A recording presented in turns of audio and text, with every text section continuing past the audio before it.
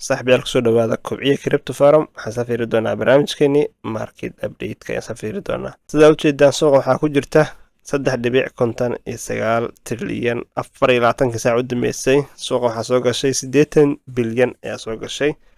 waana hoos u dhac aad u weyn markii loo fiiriyo lacagtii shalay ku jirtay oo 130 bilyan ku dhaweed sidoo kale haddaan fiirino BTC-da waxay maraysaa qiimo ahaan 104,000 ayay maraysaa Ethereum 3,310 XRP $3.13 ayaa maraysaa sidoo kale BTC dominance-ga waxay maraysaa 57 Firangridka 73 ayuu marayaa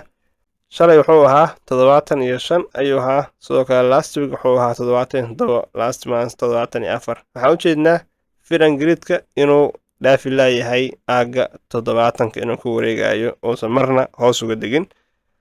sidoo kale haddaan fiirino qaybaha suuqa ugu shidan haddaan fiirino trending coinska coinanka ugu shidan waa coinkan mantra loo yaqaano fine iyo official trump coinankan ayaa u shidan muhiim coinyo ay u badan yihiin iyo coinan yani maatay decentralized ah sidoo kale haddaan fiirino qaybtan top gaineriska oo kale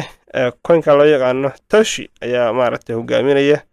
loseriska waxaa ugu caansan coinkan comedianka ayaa ugu caansan oo minus aad iyo aad u badan buu ku jiraa sidoo kale haddaan fiirino coinanka cusub Kendo AI ayaa maaragtay isagana ugu horeeya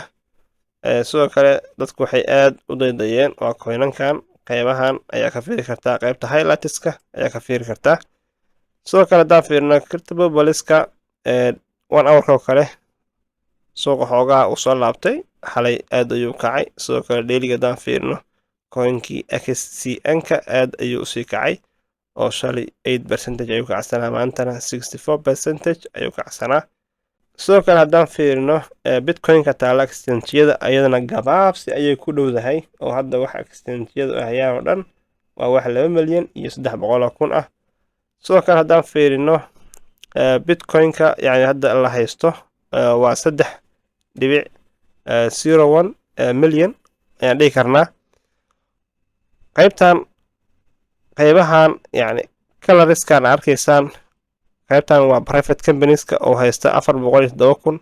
qaybtan kale waa public companies-ka waxay haystaan 608,000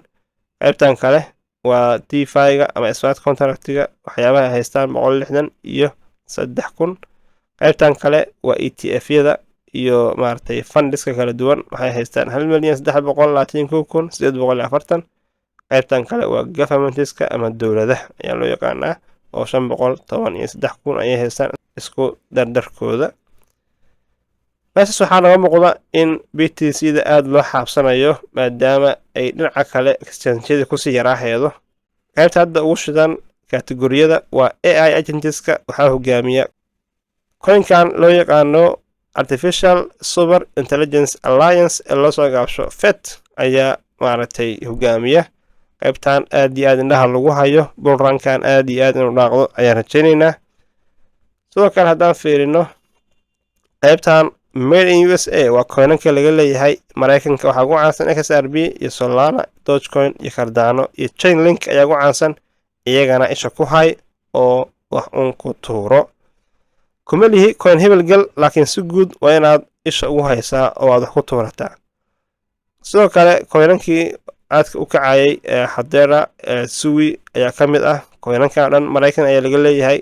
Near Protocol ayaa maaragtay ka sumida coinanka AI-ga yani categories fara badan bay ku jiraan laakiin waa coinanka yani laga leeyahay dhinaca iyo Mareykanka